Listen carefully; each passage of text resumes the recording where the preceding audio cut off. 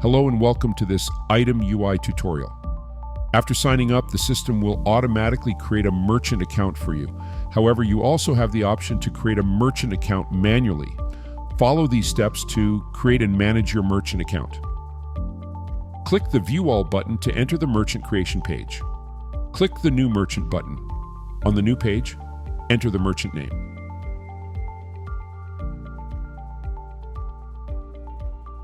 The default status of the system is the enabled status. Drag a picture to upload as your logo. Click the Add button to create the merchant. You can also edit the merchant through the Add button. Modify the name, status, and picture.